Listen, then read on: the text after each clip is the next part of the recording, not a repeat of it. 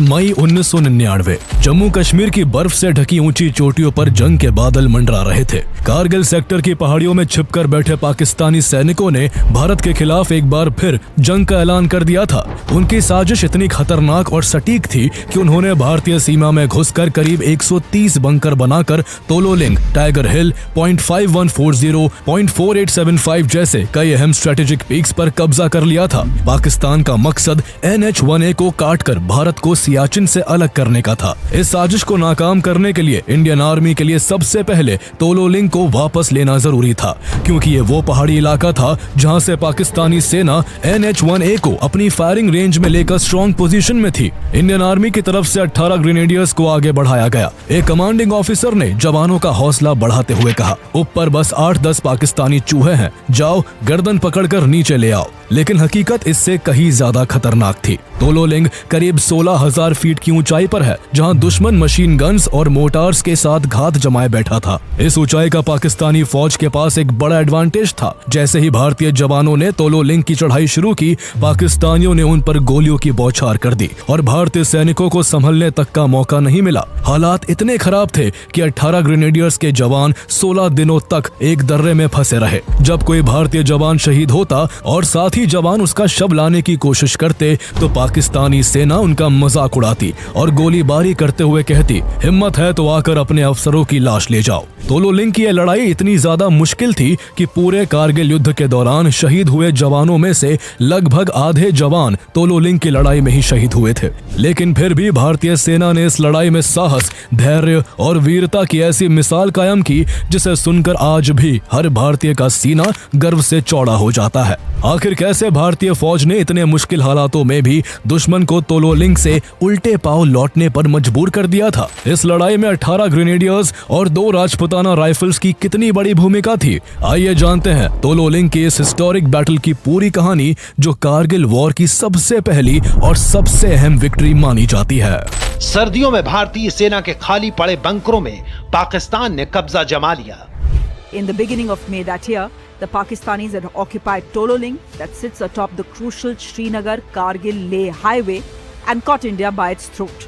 तोलोलिंग की पहाड़ी पर पाकिस्तान ने 11 बंकर बना रखे थे और तोलोलिंग फतेह के लिए इन बंकरों को उड़ाना जरूरी था। तोलोलिंग पहाड़ी पर फतेह की जिम्मेदारी 18 ग्रेनेडियर्स और 2 राजपुताना राइफल्स को सौंपी गई थी। The battle for Tololing was one of the fiercest and bloodiest fought during the Kargil war. फरवरी 1999 में पाकिस्तान ने भारत से कश्मीर को छीनने के मकसद से ऑपरेशन बद्र शुरू किया और उसकी सेना LOC को क्रॉस करके कारगिल के पहाड़ी इलाकों में घुसपैठ करने लगी।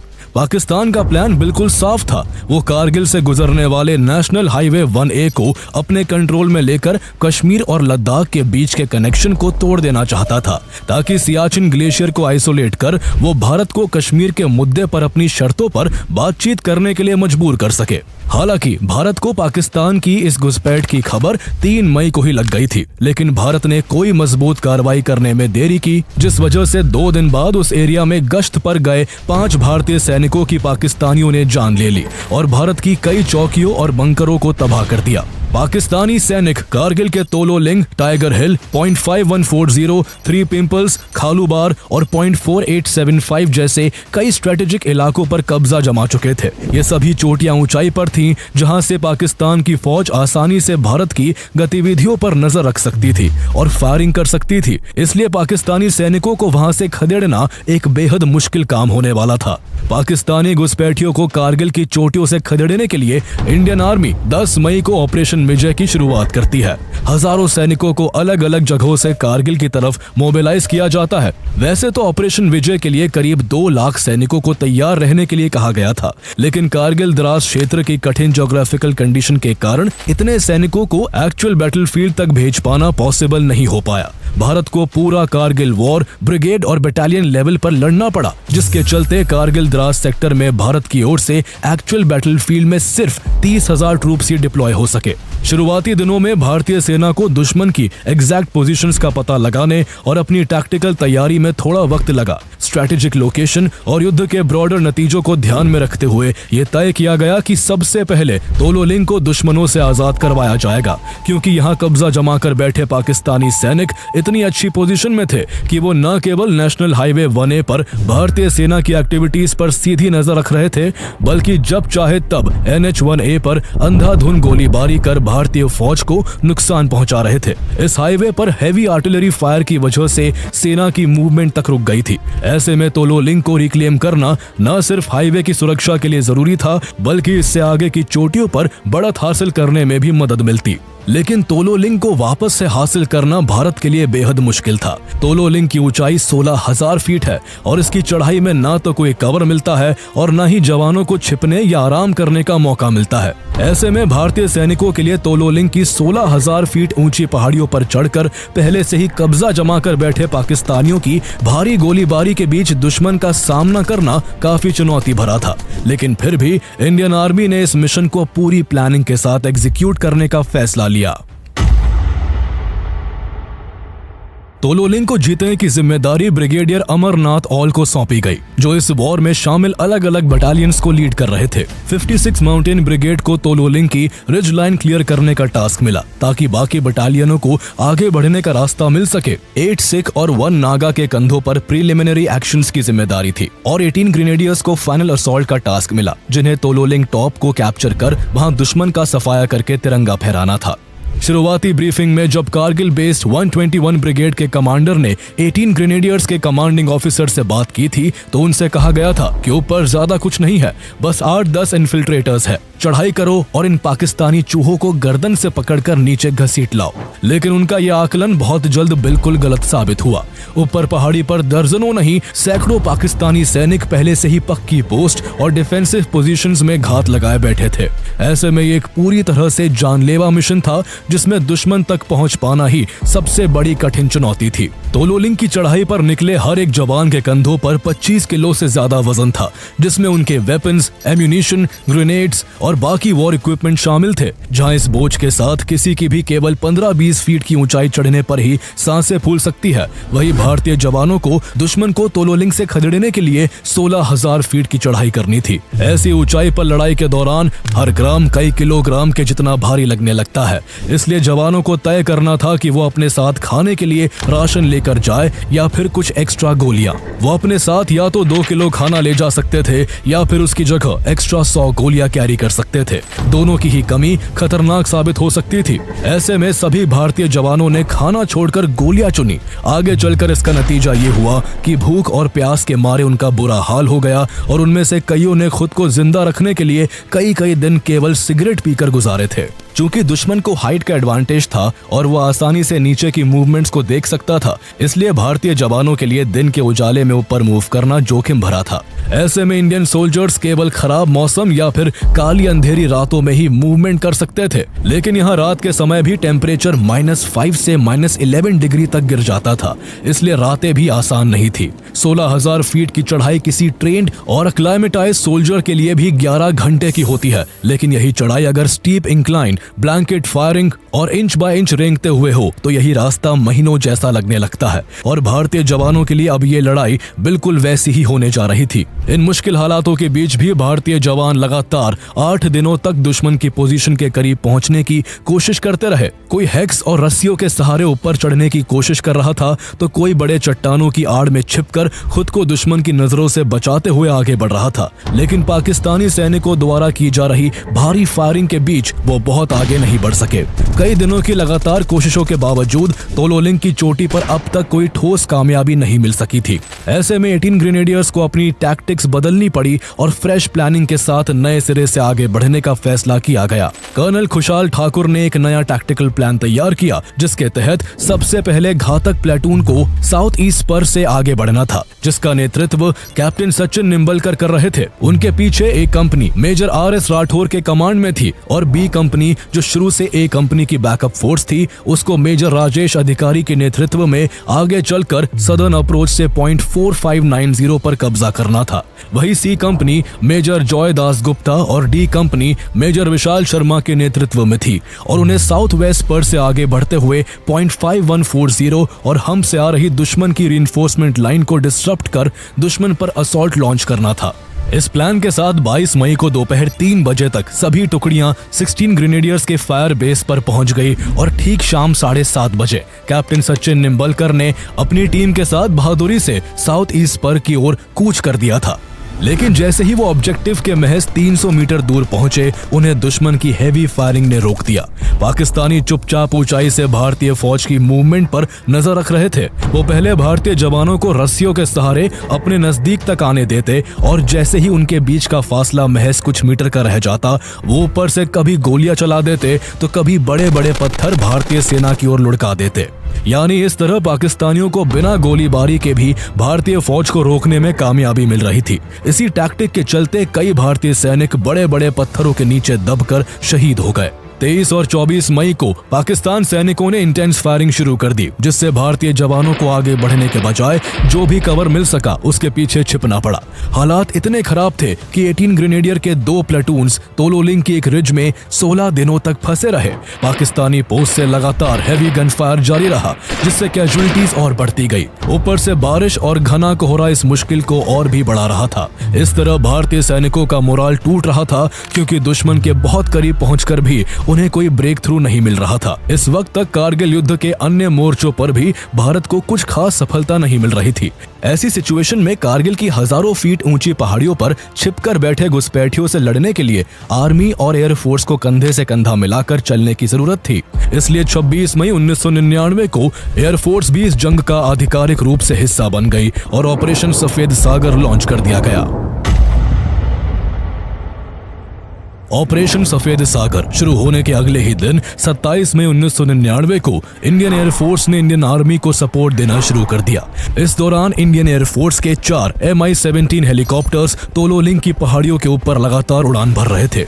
कुछ पाकिस्तानी बंकर्स पर रॉकेट फायर कर रहे थे, तो कुछ आर्मी ट्रूप्स और उनके वेपन्स को हाई ऑल्टीट्यूड तक पहुंचाने का काम कर रहे थे। लेकिन खराब मौसम और दुर्गम पहाड़ी इलाका होने के कारण उन्हें ऑपरेशन करने में लगातार कई मुश्किलों का सामना करना पड़ रहा था। साथ ही पाकिस्तानी सैनिकों ने भी भारतीय हेलीकॉप्टर को शूट डाउन करने के लिए उन पर लगातार स्टिंगर मिसाइल्स छोड़ना शुरू कर दिया था। ऐसे में सुरक्षा को ध्यान में रखते हुए चारों हेलीकॉप्टर्स को जल्द से जल्द अपने बेस की ओर लौटने का आदेश दिया गया। 3 हेलीकॉप्टर्स तो सुरक्षित बेस पर लौट आए, लेकिन इस बीच पॉइंट 5140 के पास एक हेलीकॉप्टर पर पाकिस्तानी स्टिंगर मिसाइल का सीधा हमला हुआ, जिससे उसमें सवार एयरफोर्स के चारों जवान शहीद हो गए। 27 मई को ही इंडियन एयरफोर्स के ऑनगोइंग मिशन के दौरान 18th ग्रेनेडियर्स की बी कंपनी के मेजर राजेश अधिकारी अपने कुछ साथियों के साथ इंडियन एयरफोर्स के हेलीकॉप्टर्स में सवार होकर दुश्मन की नजरों से बचते हुए तोलोलिंग रिज के काफी करीब तक पहुंच गए थे। इसके बाद की चढ़ाई उन्हें खुद करनी थी। आगे चढ़ाई इतनी मुश्किल थी कि उन्हें पिक्स एंड एक्सेस के जरिए क्लाइम करना पड़ रहा था। 30 मई की रात करीब 1:30 बजे दुश्मन पर जोरदार हमला बोलने के लिए मेजर अधिकारी की अगुवाई में बी कंपनी साउथ स्पर से पॉइंट 4590 की ओर बढ़ने लगी। उन्हें यहाँ दुश्मन के हेविली फोर्टिफाइड फॉरवर्ड पोस्ट को मिट्टी में मिलाना था। जैसे ही वो दुश्मन के पहले बंकर के पास पहुंचे, 2 बंकरों से एक साथ यूनिवर्सल मशीन गन से गोलियां चलने लगी, लेकिन मेजर अधिकारी रुके नहीं और पहले बंकर की तरफ दौड़ पड़े। वो सीधे बंकर में घुसे और क्लोज क्वार्टर कॉम्बैट में 2 पाकिस्तान सैनिकों को ढेर कर दिया। इस दौरान वो खुद भी दुश्मन की गोलियों से घायल हो चुके थे, लेकिन उन्होंने पीछे हटने से इनकार कर दिया। उन्होंने अपने मीडियम मशीन गन डिटैचमेंट को एक चट्टानी जगह पर पोजीशन लेने का आदेश दिया, ताकि बाकी टीम को कवर फायर मिलता रहे। फिर अपनी चोटों की परवाह किए बिना वो अगले बंकर की ओर बढ़े। खून बह रहा था, सांसें भारी हो चुकी थी, लेकिन जज्बा जीत की जिद पर अड़ा हुआ था। उन्होंने दूसरे बंकर पर धावा बोला और एक और दुश्मन को मार गिराया। इस तरह तोलोलिंग के 2 अहम बंकर भारत के नियंत्रण में आ गए और आगे चलकर इसने पॉइंट 4590 को जीतने की राह खोल दी। इस पूरे कार्रवाई में उन्होंने कई दुश्मनों को मार गिराया और उन्हें पीछे हटने पर मजबूर किया, लेकिन इस वीरता की कीमत उन्हें अपनी जान देकर चुकानी पड़ी। इस दौरान उनके साथ उनकी टीम के 2 और जवान वीरगति को प्राप्त हो गए। बाकी जवानों को जान बचाने के लिए अपने कदम पीछे खींचने पड़े और चट्टानों की आड़ लेनी पड़ी। कई सैनिक पहाड़ी दरारों और संकरी लेजेस के बीच कई दिनों तक फंसे रह गए। कैप्टन सचिन निम्बालकर और उनकी टीम को भी एक खड़ी चट्टान की पतली सी लेज पर लगातार 3 दिन बिताने पड़े। जगह इतनी तंग थी कि पाकिस्तानी ट्रूप्स उन्हें ऊपर से साफ देख सकते थे। ऐसे में दुश्मन फौज मानसिक दबाव बनाने के लिए उनको ताने मारने लगी। कम अप सर, हमारे पास वेपन्स नहीं है, आप मेजर अधिकारी की बॉडी ले जा सकते हैं। कैप्टन सचिन निम्बालकर ने उस तनावपूर्ण स्थिति में भी समझदारी से काम लिया और बिना वहां से बाहर निकले पाकिस्तानियों को जवाब दिया, हम अपने ऑफिसर की बॉडी के साथ साथ तुम्हारी डेड बॉडी भी लेने आए हैं। कैप्टन सचिन निम्बालकर की यह बात आगे चलकर सच साबित होने वाली थी, लेकिन असल में इस वक्त तक दुश्मन का पलड़ा भारी था। 1 से 2 जून तक भारतीय जवान बर्फीली ठंड, लगातार भारी गोलीबारी और बारिश के बीच फंसे रहे। जितनी देरी तोलोलिंग को जीतने में होती, ये युद्ध उतना ही लंबा खिंचता जाता। इसलिए हालात की गंभीरता को देखते हुए 56 माउंटेन ब्रिगेड के कमांडर ब्रिगेडियर अमरनाथ ऑल ने कर्नल खुशहाल ठाकुर को निर्देश दिया कि तोलोलिंग को हर हाल में जल्द से जल्द कैप्चर किया जाए। इसी आदेश के तहत 3 जून की रात 9 बजे एक नया असॉल्ट लॉन्च किया गया। इस बार 18 ग्रेनेडियर्स के second in command lieutenant colonel R Vishwanathan खुद ट्रूप्स की अगुवाई कर रहे थे। लगभग 6 घंटे की कठिन चढ़ाई के बाद लेफ्टिनेंट कर्नल विश्वनाथन और उनकी टीम एक ऐसी चोटी तक पहुंच गई जहां से दुश्मन की पोस्ट कुछ ही दूरी पर थी। सभी सैनिक थकान से चूर थे, लेकिन उनके पास सुबह होने से पहले हमला करने के अलावा कोई विकल्प नहीं था। हमला शुरू हुआ, लेकिन पाकिस्तानी पहले से ही तैयार बैठे थे। भारतीय सैनिकों की ओर से फायरिंग होते ही दुश्मनों ने तुरंत रिटेलिएट कर दिया। इस इंटेंस गन फाइट में lieutenant colonel Vishwanathan machine gun burst की चपेट में आ गए और गंभीर रूप से घायल हो गए, लेकिन उन्होंने इवैक्यूएशन से इनकार कर दिया। वो वही अपने जवानों के साथ डटे रहे और उन्हें लड़ते रहने के लिए मोटिवेट करते रहे। बुरी तरह जख्मी होने के बावजूद उन्होंने 3 पाकिस्तानी बंकर्स को ध्वस्त कर दिया और 4 पाकिस्तानी सैनिकों को एलिमिनेट कर दिया। लेकिन इस बीच लेफ्टिनेंट कर्नल आर विश्वनाथन खुद भी इतने जख्मी हो गए थे कि इंडियन आर्मी की वीरता की एक अनमोल मिसाल बनकर वो भी देश के लिए शहीद हो गए। लेफ्टिनेंट कर्नल आर विश्वनाथन को इस अंजाम का अंदेशा पहले से ही हो गया था, इसलिए शहादत से कुछ दिन पहले ही उन्होंने अपने पिता को एक लेटर लिखा था, जिसमें उन्होंने ये दुख जाहिर किया था कि शायद अब वो अपने परिवार से किया गया वादा पूरा नहीं कर पाएंगे। उनकी मृत्यु की खबर ने यूनिट के हर सैनिक को अंदर तक झकझोर दिया। सभी जवान दुख, शोक और गर्व तीनों एक साथ महसूस कर रहे थे। अब तक 18 ग्रेनेडियर्स की 3 टीमें अलग अलग डायरेक्शन से दुश्मन को पीछे खदेड़ने का प्रयास कर चुकी थी, लेकिन ना तो टारगेट पर कब्जा मिल पाया था और ना ही शहीद साथियों के शवों को वापस लाया जा सका था। लेफ्टिनेंट कर्नल विश्वनाथन, मेजर अधिकारी और अन्य सैनिकों के शव अब भी बैटलफील्ड में पड़े हुए थे। भारतीय सैनिक जैसे ही शवों को वापस लाने के लिए आगे बढ़ते, पाकिस्तानी उन पर अंधाधुंध फायरिंग करने लगते। इतना ही नहीं, दुश्मनों ने उन शवों में बूबी ट्रैप्स भी लगा रखे थे। एक बार जब एक भारतीय जवान ने मेजर अधिकारी का शव वापस लाने की कोशिश की, तो वो बूबी ट्रैप एक्टिवेट हो गया और उस जवान का हाथ उड़ गया। इस स्ट्रेटेजिक नीड को समझते हुए तोलोलिंग की पहाड़ियों पर चल रही लड़ाई की बेहतर प्लानिंग और डायरेक्शन के लिए द्रास आर्टिलरी ब्रिगेड के कमांडर ब्रिगेडियर लखिंदर सिंह को बैटलफील्ड में भेजा गया। जैसे ही वो जमीन पर पहुंचे, उन्होंने हालात का जायजा लिया और देखा कि आर्टिलरी डिप्लॉयमेंट बेहद सीमित है और जो फायर हो रहा है वो भी दुश्मन को ज्यादा नुकसान नहीं पहुंचा पा रहा। उन्होंने नए तरीके से मोर्चा संभालना शुरू किया। पहले यहाँ केवल 105 मिलीमीटर आर्टिलरी गन्स ही तैनात थी, जो पहाड़ियों पर मौजूद फोर्टिफाइड एनिमी बंकर्स को तबाह करने के लिए पर्याप्त नहीं थी। इसलिए पाकिस्तानियों को करारा जवाब देने के लिए जून के पहले हफ्ते में भारतीय जवानों तक 130 और 155 मिलीमीटर की हेवी आर्टिलरी गन्स भी पहुंचाई गई। गुमरी और मतायन के मैदानी इलाकों से डेजर्ट कैमोफ्लाज में ढकी भारी तोपों को रात के अंधेरे में स्कैनिया ट्रकों में लादकर बर्फीले पहाड़ी रास्तों से गन पोजीशंस तक खींचकर लाया जाने लगा। इस दौरान दुश्मन की नजर से बचने के लिए ट्रकों की लाइट बंद रहती। हर ट्रक के आगे आगे 2 सैनिक पैदल चलते, जो कुछ मिनटों बाद टॉर्च जलाकर सड़क का किनारा और मोड़ दिखाते, ताकि ट्रक कहीं गहरी खाई में न गिर जाए। गन पोजीशंस को पहाड़ी ढलानों को काटकर इस तरह तैयार किया गया कि फायरिंग एंगल सटीक हो और दुश्मन की काउंटर बैटरी फायर से सुरक्षा भी बनी रहे। 7 जून तक सभी गन्स अपनी जगह पर फिट हो चुकी थी और उनमें रेंज फायर भी सक्सेसफुली किया जा चुका था। इसके बाद आर्टिलरी आर्टिलरी ऑब्जर्वेशन ऑफिसर्स ऊंची चोटियों पर बैठकर फायर डायरेक्शन को कंट्रोल करने लगे थे। इंडियन आर्मी ने तोलोलिंग की पहाड़ियों पर पाकिस्तानियों के छक्के छुड़ाने के लिए अब पूरा फायर पावर डिप्लॉय कर दिया था। सेना की 8 आर्टिलरी बैटरीज, जिनमें 6 बोफोर्स हाविट्जर्स और कई मीडियम रेंज गन्स शामिल थी, वो अब दुश्मन के परखच्चे उड़ाने के लिए पूरी तरह से तैयार थी। इसके साथ ही तोलोलिंग की जंग में असली मोड़ तब आया जब इस मुकाम को जीतने की जिम्मेदारी 2 राजपुताना राइफल्स को दी गई। 2 राजपुताना राइफल्स के commanding officer colonel MB Ravindranath ने फ्रंटल असॉल्ट करने से पहले सेना मुख्यालय से 6 दिन का वक्त मांगा था। इन 6 दिनों में 2 राजपुताना राइफल्स ने ऑब्जेक्टिव का डिटेल्ड सर्वे किया, लगातार वेपन्स टेस्टिंग, मॉक अटैक्स और नियर बाय रिजेस पर पोजीशनिंग ड्रिल्स की और 18 ग्रेनेडियर्स से भी पूरी जानकारी ली। लगभग 20 दिन से लगातार लड़ रहे 18 ग्रेनेडियर्स का काम अब 3 अलग अलग रिज लाइंस में पोजीशंस लेकर फ्रेश ट्रूप्स को कवर देना था। फाइनल असॉल्ट के लिए मेजर विवेक गुप्ता के नेतृत्व में 90 जवानों की एक एलीट टीम तैयार की गई।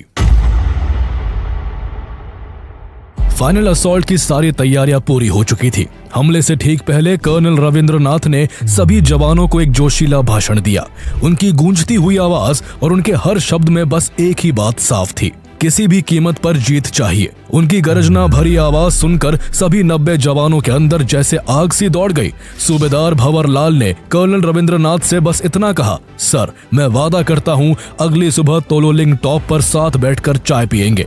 हमले के लिए इन 90 जवानों को 3 टीमों में बांटा गया था और हर टीम का एक कोड नेम था, अभिमन्यु, भीम और अर्जुन। तीनों नाम महाभारत के वीरों से लिए गए थे। एक टीम सीधी चढ़ाई से ऊपर जा रही थी, दूसरी टीम नीचे से घूमकर दुश्मन के पीछे का रास्ता काटने की तरफ बढ़ रही थी, ताकि अगर दुश्मन भागने की कोशिश करे तो वो वही ढेर कर दिए जाए, और तीसरी टीम पीछे से अचानक से हमला करने के लिए कूच कर रही थी। साथ ही पास की ऊंचाई पर मौजूद 18 ग्रेनेडियर्स लगातार सप्रेसिंग फायर कर रहे थे, जिससे इन तीनों टुकड़ियों को आगे बढ़ने का सुरक्षित रास्ता मिल सके। 12 जून के दिन भारतीय जवानों ने दुश्मन से केवल 300 मीटर की दूरी पर चट्टानों के पीछे अपनी पोजीशन ले ली और अपने कमांडर के आदेश का इंतजार करने लगे। जैसे ही शाम के 6:30 बजे मेजर विवेक गुप्ता ने राजपुताना राइफल्स के आदर्श वाक्य राजा रामचंद्र की जय का नारा लगाया और सभी 90 के 90 भारतीय शेर भारत को कारगिल युद्ध में पहली बड़ी जीत दिलाने के लिए तोलोलिंग टॉप की ओर बढ़ चले। इसके बाद तोलोलिंग टॉप 120 भारतीय तोपों की गरज से थर्रा उठा। सबसे पहले 155 mm बोफोर्स तोपों ने सीधे दुश्मन के बंकरों को निशाना बनाना शुरू किया। कुछ ही मिनटों में 130 और 105 mm की तोपें भी हमले में शामिल हो गई। पूरा तोलोलिंग धमाकों और चिंगारियों से जलने लगा। भारतीय जवानों के विजयी उद्घोष, तोपों से आग उगलते गोलों और धमाकों से ऐसा लग रहा था कि भारतीय जवान दुश्मन की जान लेकर विजयी दिवाली मना रहे हो। तोपों की गोलियों से एक एक कर दुश्मन के बंकर्स ढहाए जा रहे थे। जैसे ही पाकिस्तानी बंकर से जवाबी फायर होता, उनकी पोजीशन रिवील होते ही high explosive extended range shells से उन्हें टारगेट कर दिया जाता। भारत की तरफ से इस दौरान नायक दिगेंद्र कुमार ने अहम रोल निभाया। उनकी आर्म में दुश्मन की गोलियां घुस चुकी थी, लेकिन फिर भी उन्होंने लाइट मशीन गन से दुश्मन पर ताबड़तोड़ गोलियां बरसाना जारी रखा। इतना ही नहीं, उन्होंने कुछ बंकरों पर ग्रेनेड फेंककर उनको मिट्टी में मिला दिया, जिससे कई पाकिस्तानी मारे गए और कई उल्टे पांव भाग खड़े हुए।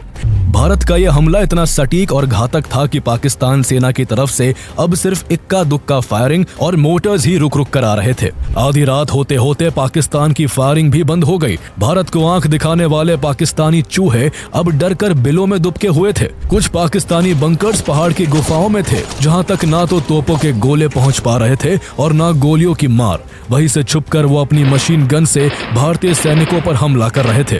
पूरा इलाका जीतने के लिए यह जरूरी था कि इन गुफाओं में छिपे दुश्मनों को खत्म किया जाए। इसलिए भारतीय सैनिक अब तोपों द्वारा बने गड्ढों और पत्थरों की आड़ लेकर धीरे धीरे उन गुफाओं की ओर ऊपर चढ़ने लगे।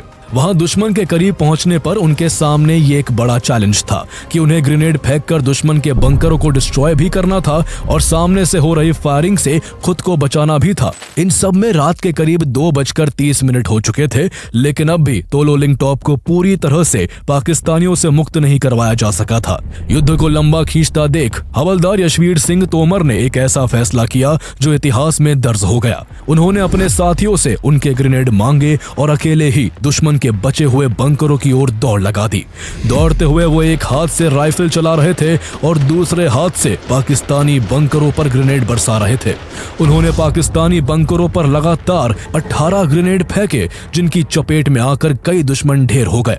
उनके इस साहसिक कदम से बाकी जवानों को आगे बढ़ने का रास्ता मिल गया, लेकिन इस हमले के दौरान दुश्मन की एक गोली उन्हें लग गई और हवलदार यशवीर सिंह तोमर भारत की सुरक्षा करते हुए शहीद हो गए। उनका बलिदान व्यर्थ नहीं गया, क्योंकि अब भारतीय सैनिक बचे हुए पाकिस्तानी बंकरों में भी घुस चुके थे और दुश्मन से हैंड टू हैंड फाइट में भिड़े हुए थे। 1.5 घंटों तक पहाड़ की ऊंचाई पर भयंकर हाथापाई होती रही और सुबह के करीब 4 बजे सभी पाकिस्तानियों को मौत के घाट उतारकर तोलोलिंग टॉप को जीत लिया गया। इसके साथ ही वायरलेस के जरिए तोलोलिंग की जीत का संदेश कंट्रोल रूम तक भेज दिया गया। पूरा फ्रंटलाइन जश्न में डूब गया। सभी के दिल में खुशी और गर्व की भावनाओं का उबाल था। तोलोलिंग बैटल के दौरान भारत की 120 तोपों ने तोलोलिंग की चोटियों पर लगभग 10,000 गोले दागे थे। तोलोलिंग टॉप के पास की एक रिज लाइन पर तो इतने ज्यादा गोले दागे गए कि जवानों ने उसे अपने कब्जे में लेकर उसका नाम बर्बाद बंकर रख दिया। इस तरह 13 जून की सुबह तक 2 राजपुताना राइफल्स ने .4590 और बर्बाद बंकर को अपने कब्जे में ले लिया। उसी दिन तोलोलिंग टॉप पर भारतीय तिरंगा फहराया गया और ये पल इतिहास में हमेशा के लिए दर्ज हो गया। लेकिन इस जीत के बाद भी 2 राजपुताना राइफल्स के कैंप में जश्न नहीं मनाया गया, क्योंकि ये जीत उन्हें एक बहुत भारी कीमत चुकाकर मिली थी। इस मिशन में उनके 4 ऑफिसर्स, 2 JCO और 17 अन्य जवान शहीद हुए थे, जबकि 70 से ज्यादा जवान घायल हो चुके थे। इनमें से 26 जवान इतने गंभीर रूप से घायल थे कि वो फिर कभी फील्ड ड्यूटी नहीं कर सकते थे। इस ऐतिहासिक युद्ध को लीड कर रहे मेजर विवेक गुप्ता भी वीरगति को प्राप्त हो गए थे और सूबेदार भंवर लाल, जिन्होंने अपने सीनियर से तोलोलिंग जीत कर वहां चाय पीने का वादा किया था, उन्होंने भी इस बैटल में अपना सर्वोच्च बलिदान दिया था। लेकिन तोलोलिंग की जंग अब भी पूरी नहीं हुई थी। तोलोलिंग के ठीक पीछे एक ऊंचा हिस्सा था जिसे द हम्प कहा जाता है और वहां पर अब भी पाकिस्तानी मौजूद थे और वो कभी भी तोलोलिंग पर पलटवार कर सकते थे। द हम्प को जीतने की जिम्मेदारी 18 ग्रेनेडियर्स की चार्ली कंपनी को सौंपी गई, जिसका नेतृत्व मेजर जॉय दास गुप्ता कर रहे थे। 14 जून की रात 8 बजे मेजर दास गुप्ता ने अपनी टीम के साथ अगला हमला शुरू किया। उन्होंने फायर एंड स्कूट की स्ट्रेटेजी अपनाई, जिसमें तेज गोलीबारी करके तुरंत पोजीशन बदल ली जाती है। इस रणनीति से उन्होंने दुश्मन को रिटेलिएट करने का मौका भी नहीं दिया और पाकिस्तानी गन फायर को बेअसर साबित कर दिया। हवलदार दशरथ लाल दुबे और हवलदार उद्धम सिंह ने द हम्प में बचे आखिरी बंकरों को क्लियर करने में अहम भूमिका निभाई थी। हालांकि इस प्रोसेस में हवलदार उद्धम सिंह शहीद हो गए, लेकिन उनकी शहादत भी व्यर्थ नहीं गई और आखिरकार 14 जून को 18 ग्रेनेडियर्स ने द हम्प को भी जीत लिया। इस करो या मरो मिशन में भारत ने 12 और जवानों को खो दिया था। आगे 18th रॉयल गढ़वाल राइफल्स की चार्ली और डेल्टा कंपनीज को द्रास एरिया में ही स्थित .4700 को जीतने की जिम्मेदारी दी गई। .4700 तक पहुंचने के लिए तोलोलिंग पर चढ़ाई के दौरान दुश्मन का एक बम ठीक नायक कश्मीर सिंह के बगल में आकर फूटा और उनका हाथ शरीर से टूटकर अलग हो गया। शरीर से खून की धार फूट पड़ी, लेकिन उनके रगों में भारत की जीत की जिद इस कदर दौड़ रही थी कि वो रुके नहीं। नायक कश्मीर सिंह अपना कटा हुआ हाथ उठाकर दुश्मन की तरफ बढ़ते रहे, लेकिन उनकी हालत को देखते हुए जबरन उन्हें स्ट्रेचर पर लिटाया गया। इस दौरान उनके आसपास खड़े सैनिकों में से किसी ने पूछा, टाइम क्या हुआ है? कश्मीर सिंह ने जब ये सुना तो उन्होंने मुस्कुराते हुए जवाब दिया, मेरे कटे हुए हाथ में घड़ी बंधी है, जाओ जाकर देख लो। भारतीय जवानों के ऐसे ही अद्भुत शौर्य और पराक्रम के दम पर अगले कुछ दिनों में तोलोलिंग की आसपास की सभी चोटियां फिर से भारत के नियंत्रण में आ गई। युद्ध के मैदान में जगह जगह करीब 50 पाकिस्तानी जवानों की लाशें बिखरी हुई थी, जिनकी सुध लेने वाला वहां कोई नहीं था। बैटल ऑफ तोलोलिंग की जीत भारतीय वीर जवानों के अद्भुत पराक्रम, अदम्य साहस और उनमें से कईयों की शहादत की बदौलत ही मिल पाई थी। इसलिए कारगिल वॉर खत्म होने के बाद भारत सरकार ने उनका सम्मान गैलेंट्री अवार्ड देकर किया। मेजर राजेश अधिकारी, मेजर विवेक गुप्ता और नायक दिगेंद्र कुमार का सम्मान महावीर चक्र देकर किया गया। वही captain Sachin Nimbalkar, lieutenant colonel R Vishwanathan, colonel MB Ravindranathan, havildar Yashvir Singh, subedar Bhanwar लाल, हवलदार उद्धम सिंह, कैप्टन विजयन थापर और नायक कश्मीर सिंह का सम्मान वीर चक्र देकर किया गया। युद्ध में मेजर जॉय दास गुप्ता के योगदान को देखते हुए उन्हें सेना मेडल से नवाजा गया। तोलोलिंग की जीत ने भारतीय सेना को एक रणनीतिक बढ़त दी जो आगे कारगिल के युद्ध में अहम साबित हुई। तोलोलिंग के कंट्रोल में आने की वजह से भारतीय सेना NH-1A पर से न केवल पाकिस्तानी निगरानी हटाने में सफल रही बल्कि NH-1A पर फिर से इंडियन आर्मी की मूवमेंट भी तेज हो गई। इसके साथ ही ऊंचाई से बाकी जगहों पर भी दुश्मन की कई इंपॉर्टेंट पोजीशंस और मूवमेंट पर सीधी नजर रखने का रास्ता खुल गया। लेकिन ये बस कारगिल वॉर की जीत में पहला कदम था। आगे का सफर और भी बड़ी बड़ी चुनौतियों से भरा हुआ था। इसमें सबसे कठिन लड़ाई खालूबार की होने वाली थी।